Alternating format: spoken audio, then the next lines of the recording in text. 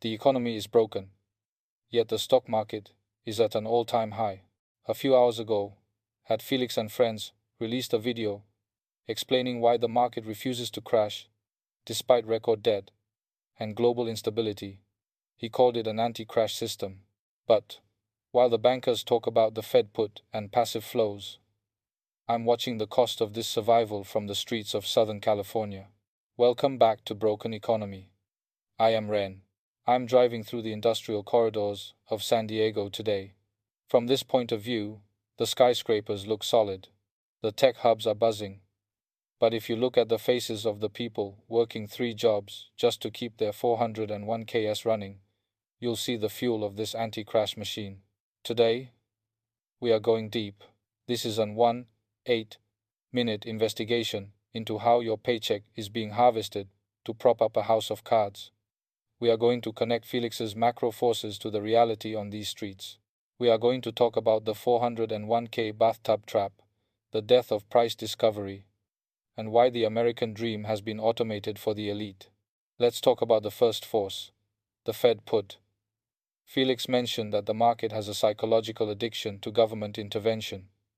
Since 2008, the rules changed.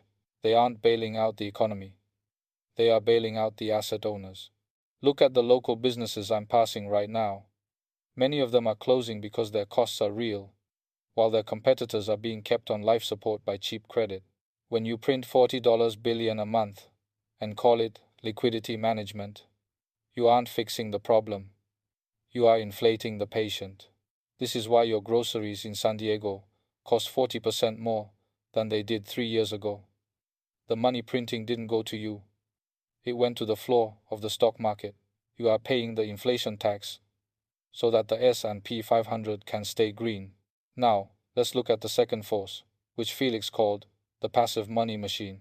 This is the most invisible part of the silent harvest. Every 2 weeks, tens of millions of Americans get a paycheck, and every 2 weeks, a portion of that money is automatically sucked out into 401ks and pension funds. That money buys stocks on autopilot. It doesn't care if a company is overvalued. It doesn't care if the company even makes a product. It just buys. Think of it like a bathtub. The faucet of your labor never stops flowing in. As I drive past these corporate headquarters, I realize that the Mag 7 Nvidia, Microsoft, Apple are 40% of the market because your 401k is forced to buy them. You are buying the top of a bubble every single payday. The system refuses to crash because it's literally illegal for your money to stop buying it. But there is a kill switch: unemployment. If the layoffs in San Diego accelerate, if the 401k contributions stop the bathtub drains, and that is when the anti-crash system turns into a liquidation event.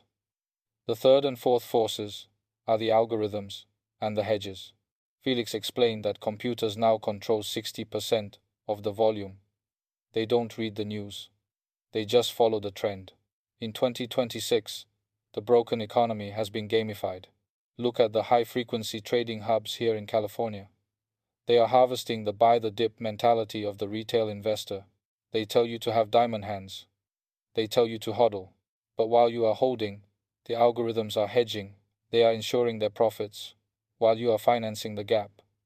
We are living in a metered reality where your conviction is used as liquidity for the exit of the elite.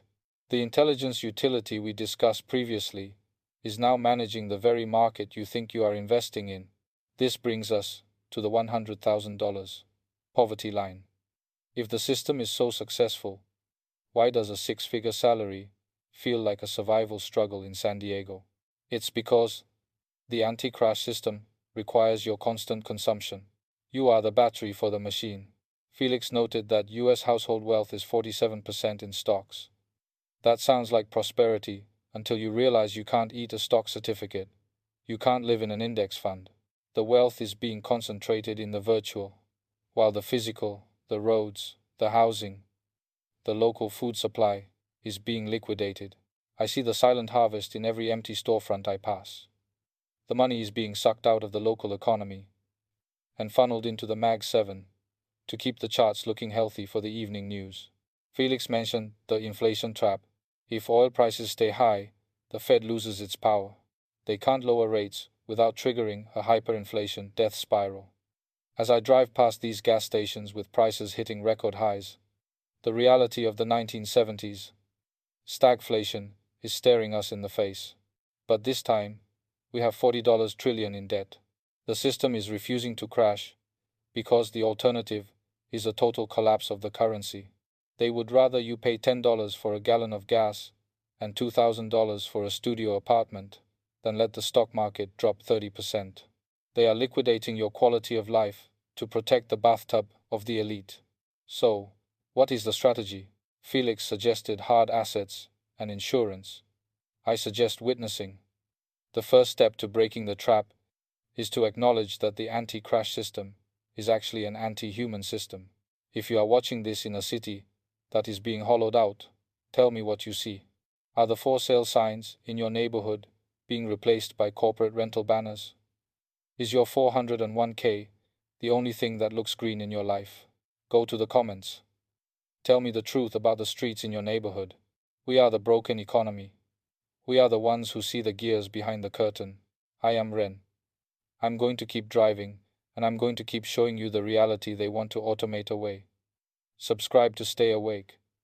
I'll see you on the next street.